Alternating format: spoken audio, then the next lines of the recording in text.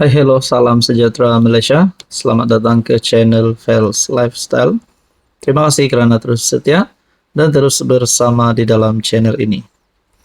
Tuan-tuan dan puan yang saya hormati, antara perkara yang paling dinantikan, pilihan raya yang paling dinantikan oleh seluruh Malaysia, terutamanya rakyat di negeri di bawah Bayu, adalah pilihan raya negeri 17 Sabah. Pilihan raya negeri Sabah yang akan diadakan pada tahun ini, mungkin pada bulan hujung tahun ini, mungkin bulan 10, bulan 11, bulan 12, tidak tahulah. Tarikh pembubaran DUN pasti dinantikan oleh rakyat Sabah. Saudara-saudara, terutamanya jentera-jentera parti politik yang akan menghantar calon, gabungan-gabungan kerjasama. Bercakap tentang kerjasama, PHBN akan kerjasama untuk pilihan raya negeri Sabah. UMNO Sabah dan PH akan bekerja sama. Tetapi dalam masa yang sama, JRS, kerajaan negeri hari ini, adakah mereka mampu untuk mempertahankan kemenangan ataupun mempertahankan kekuasaan mereka hari ini, dan akankah diterjemahkan pada pilihan raya negeri nanti? Saudara-saudara, ada persoalan yang timbul baru-baru ini.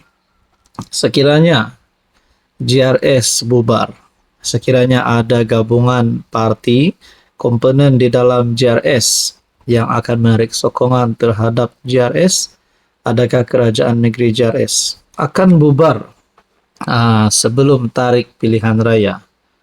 Antara persoalan paling utama adalah berkaitan dengan parti PBS dan STA. Kalaulah mereka keluar daripada JRS, apa yang akan berlaku kepada JRS?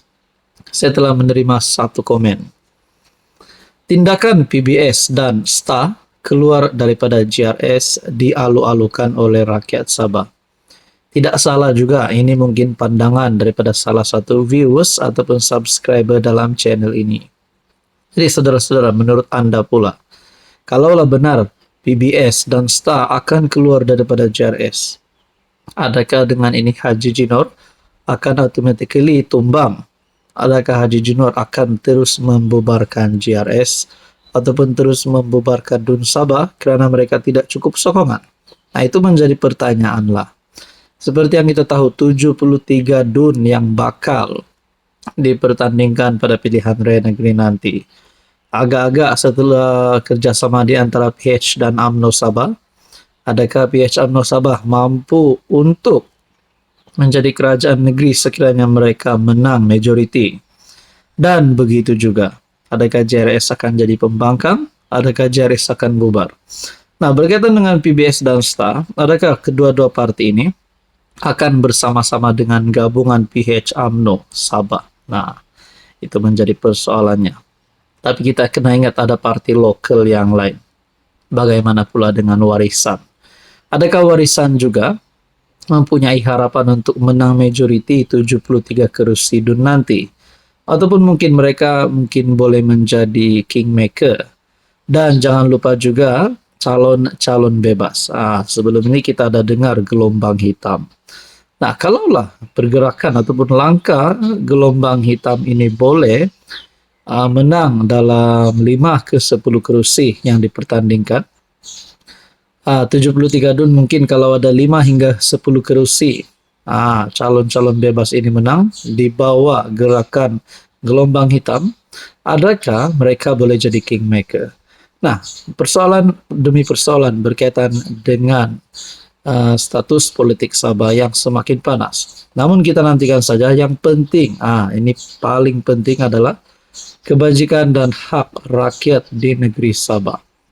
Jadi saudara-saudara yang saya hormati, tuan-tuan, anda rasa mana gabungan yang boleh menang? Silakan komen di bawah.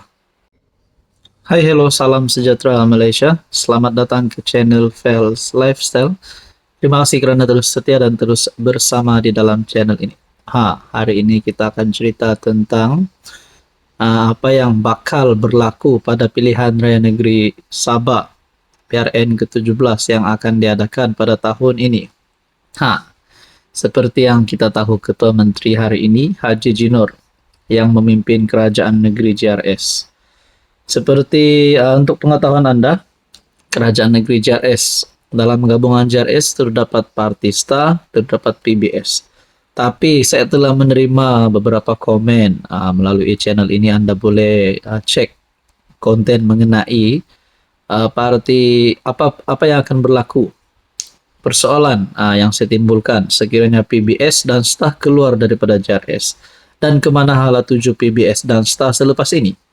Saudara-saudara yang saya hormati, andai kata PBS dan STA keluar daripada JRS, andai katalah parti PBS dan STA keluar daripada gabungan dan kerjasama bersama JRS, adakah hala tuju mereka selepas ini adalah menyokong PH dan UMNO Sabah?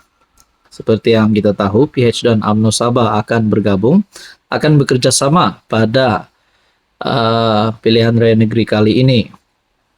Nah, saudara-saudara, andai kata PH dan UMNO Sabah bekerja sama dengan PBS dan STA Sabah, adakah gabungan ini menjadi satu gabungan yang kita boleh kata calon pasti menang, calon boleh menang pada PRN nanti? Sekiranya gabungan ini menang dan mereka bersama-sama